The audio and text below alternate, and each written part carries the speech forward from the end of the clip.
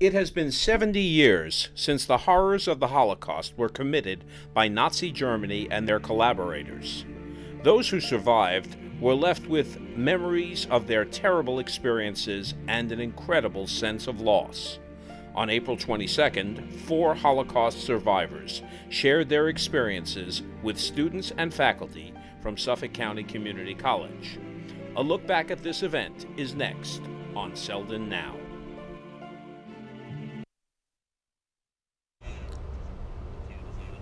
Good morning and welcome to a special edition of Selden Now. I'm your host, Donald Wooten, and I'm joined today by Professor Stephen Schreier, the Executive Director of the Suffolk Center of the Holocaust, Diversity, and Human Understanding. Good morning, how are you? Good morning, Don. Good. Now, what encouraged you to organize this event? Well, this event arose out of a conversation that we had with one of our survivors that often speaks to groups for us, Werner Reich. And we've had a number of survivors over the years come to the college or come to programs that we're doing at high schools and to give their first-person testimony as to what transpired. But we kind of came to realize that they each had really a different story to tell and a different perspective on what happened. And so it kind of came up that why don't we have more than one survivor speak at a time in order to highlight the fact that the experiences were different during the Holocaust. Mm-hmm. Now, I understand at Suffolk County Community College, we also have an exhibit that displays a bunch of Holocaust and like the museums and stuff like that. So can you tell us about that? Sure. We have probably the largest and most extensive collection on Long Island of original artifacts on the Holocaust, and includes photographs, includes original newspapers, books, documents, and it was all mostly donated by one individual, some 13, 14 years ago. Mm-hmm. Interesting. Now, also to touch more on the exhibit. Now, do you believe that all the stuff that's located inside this exhibit has significant value?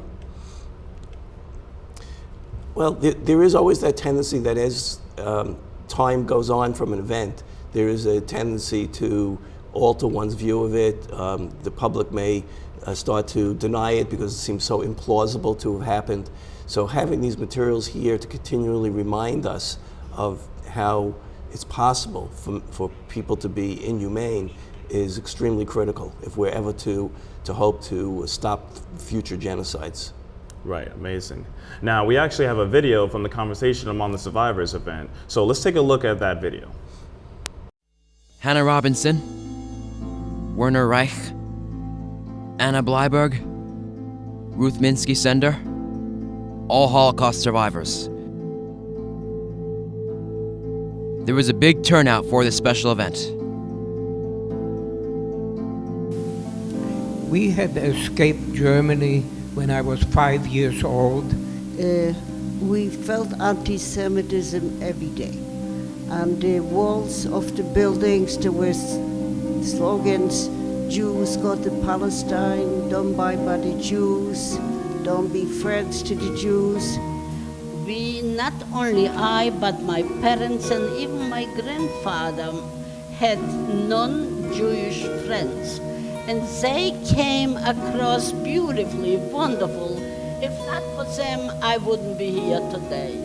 What I absolutely cannot remember is saying goodbye to my mother and my brother and my grandmother and my grandfather. That's gone. You know, the people here today, the 4 survivors who we invited to join us today, you know, they put a lot of effort into their educational activities, and they do it freely because they really want a community to be better. So let that be peace for the world, peace for Israel, peace for mankind, and I'll say amen to that.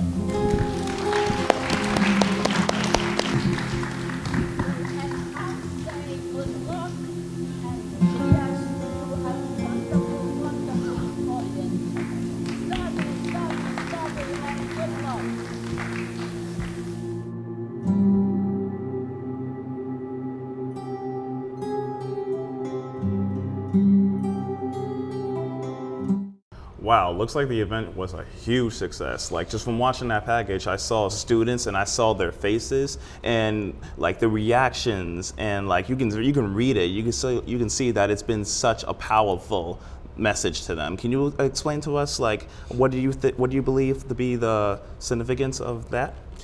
You know, we think this is an important age to reach students. You know, middle school, high school, community college age is, you know, when they're still forming their values, and so we want to reach as many people as we can at that time. Not only was this seen by the audience that was present in the theater, but it was also webcast to several school districts, and so it reached several hundred other students at the same time.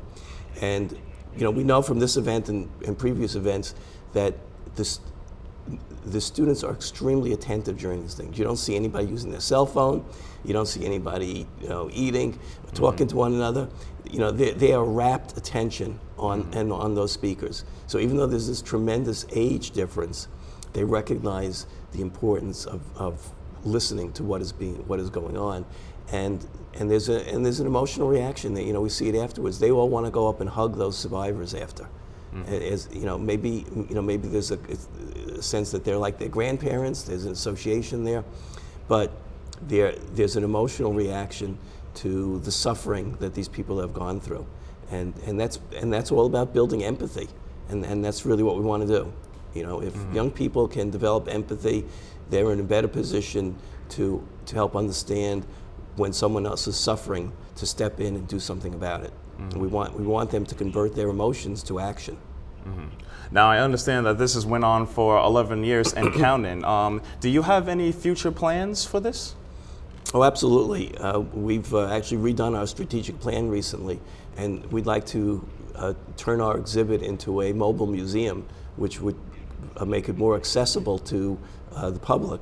And right now we're in a fundraising mode to put together the funds to create this. We've already had the plan developed by a museum designer, and it would enable us to bring an educational program out to every school district on both slavery and on the Holocaust. That's amazing. Well, I look forward to the future holds for this event. Now, I want to thank you that's all the time we have today. Thank you for tuning in to the special edition of Selden Now. I always like to give a big thanks to Professor Schreier for joining us today. I'm your host, Donald Wooten, and we'll see you next time right here on Selden Now.